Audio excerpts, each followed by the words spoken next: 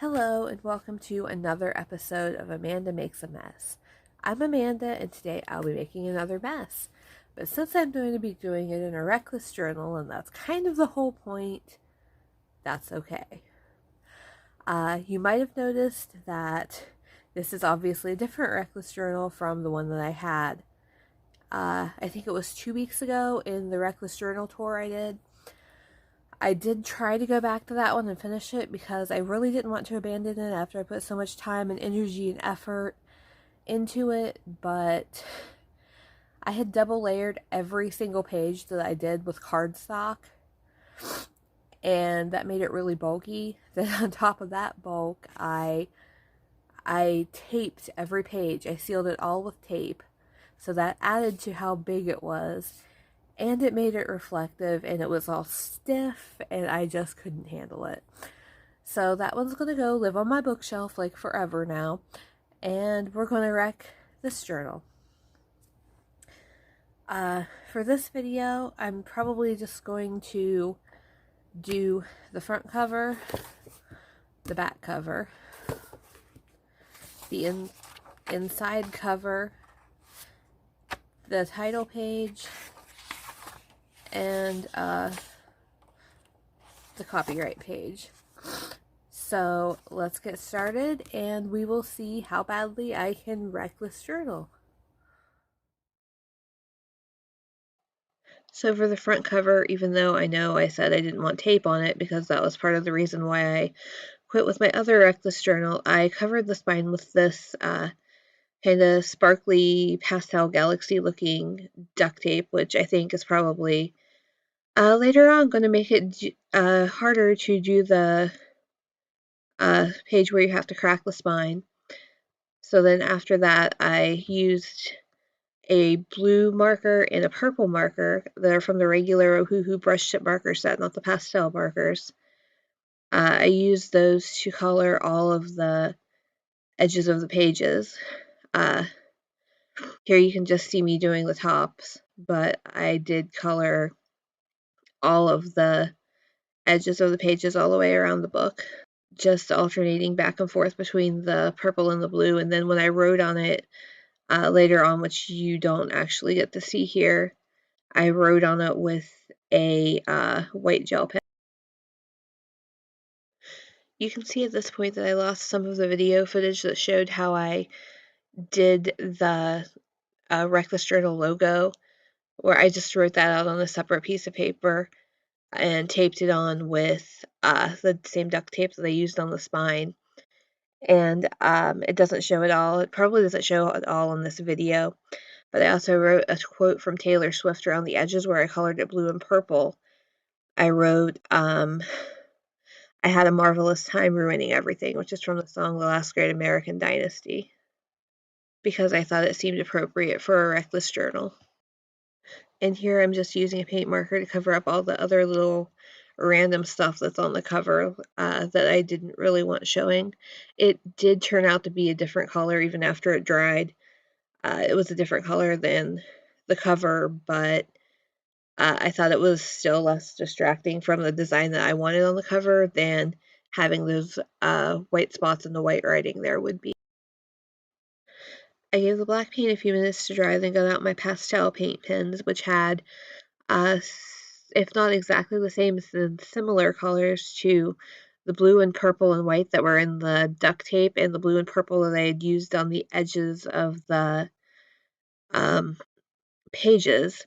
So blue and purple pastel kind of became my accidental color scheme for the front cover, which I'm actually okay with because one of my art goals this year is to not color everything pastel rainbow, and I just drew kind of random stars all over the front cover using the blue pastel paint pen, the purple pastel paint pen, and then just a plain white paint pen that actually wasn't from this set, but from a different set.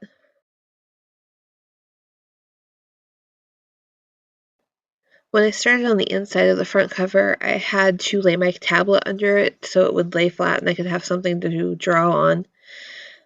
So that thing you can see behind the cover is my tablet.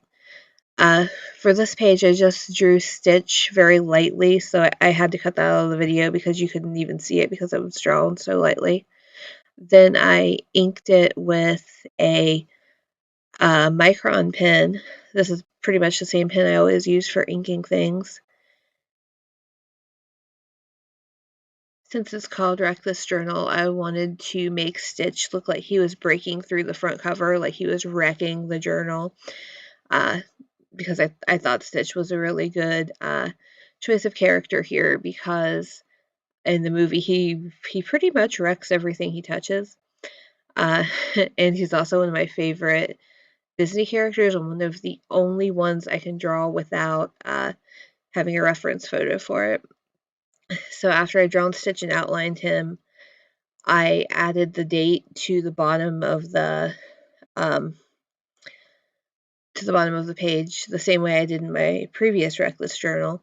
I just wrote, this journal was started on February 1st, 2021, which is the day I started it, even though you're seeing this video probably almost a week after that, maybe actually a little over a week after that. I'm not sure when this one will be up. And after I did this, I colored the whole page with Crayola Super Tips markers, but I lost that footage, so you don't get to see that. I didn't color the background. The background is black in the final thing, but I didn't color that with the Crayola Super Tip marker. I used partly paint pen on the biggest areas, and then for the smaller areas around the letters and the around Stitch, I used a black Sharpie. Since I had Stitch on one page, the obvious choice for a character or really anything to draw on the facing page was Lilo, because Lilo and Stitch just kind of go together. Uh, I've only drawn Lilo a couple of times, even though I've drawn Stitch like a lot. So I did have to use a photo reference for her. I was watching the movie while I was doing this, so it was pretty easy. This is from the scene where she's on the beach with Stitch in her bathing suit, and she's taking pictures of the guy that keeps losing his ice cream cone. Uh, I wanted it to look like she was on one page taking a picture of Stitch coming through the cover page. Uh, but I think instead of giving her the beach outfit, I should have just put her regular red and white dress on her, because that's like iconic Lilo. With the camera in front of her face, you can't see her face and see that it's Lilo. And I think the dress would have made her more recognizable. Uh, I wanted to color all of her with Crayola Super Tips markers, because that's what I've been using here so far. But I use those markers a lot when I'm just doodling, and my flush tones had either run out of ink and been thrown away, or they were running out of ink and they were really splotchy. So I ended up using my Crayola skin tone colored pencils for that, which I think actually worked really well. Because for Crayola colored pencils, those have some really good skin tones in them. And I was able to match her skin tone pretty closely. Um, I am missing some footage after this because one of my files corrupted, but after I colored her, I cut her out of that paper, and then I used a glue stick to glue her onto the page opposite Stitch, so she's facing him and it looks like she's taking a photo of him. And then I Mod Podged over that, but that will be at the end, because I'm not sure. At the end, I wasn't sure until I started editing how much I had missed with the corrupted files. So I did a flip through at the end. At the end, you'll see me flip through all the pages and show you what they look like when they're done.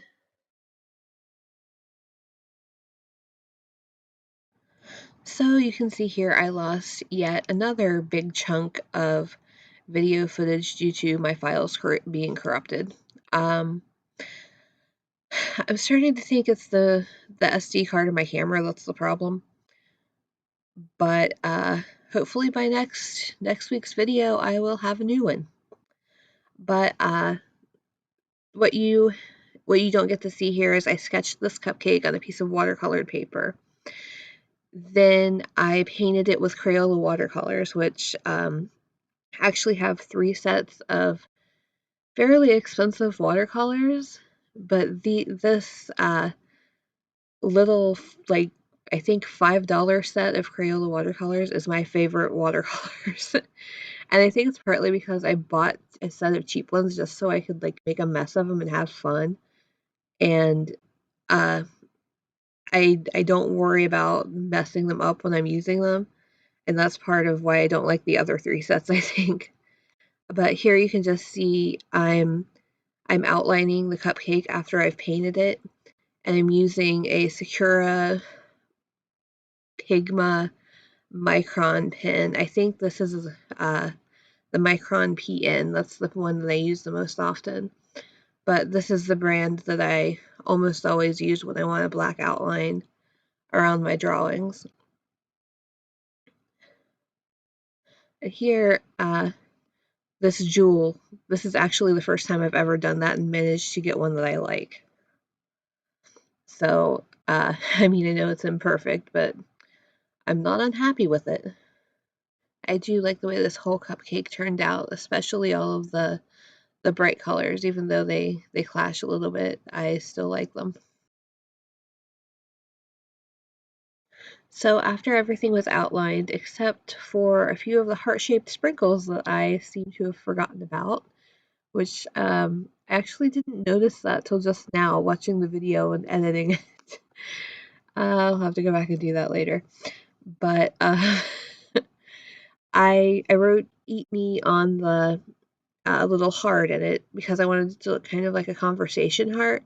But since I had done Lilo and Stitch theme for the previous pages, I wanted to give this a sort of Alice in Wonderland feel because just to make this whole episode of Reckless Journal kind of Disney themed, I guess.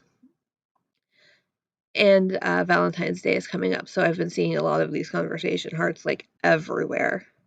And after I did that, I just went through with a white gel pen and added some highlights to everything and colored in the little pearl things around the jewel and the bow. So once I had the cupcake the way I wanted it, I very, very carefully cut around the edges of it, making sure to leave some white space between where I was cutting and the cupcake. And that was probably the hardest part of the whole thing. But once I had it finally finished, I got out my Reckless Journal again, flipped to the copyright page, and then I had to make sure it fit first. But then I used some double-sided tape since my glue stick dried out. So I used double-sided tape, like a lot of double-sided tape, to stick it to the copyright page, and then I was done. I'm not exactly sure how much video footage I lost. I know I did lose, I think 3 files, because they corrupted. So to end this video, I'm going to go back through and show you everything I did in my Reckless Journal this week. And then if I lost anything important, you'll at least get to see how it turned out. So this is the cover. It's reflective because I put tape over it.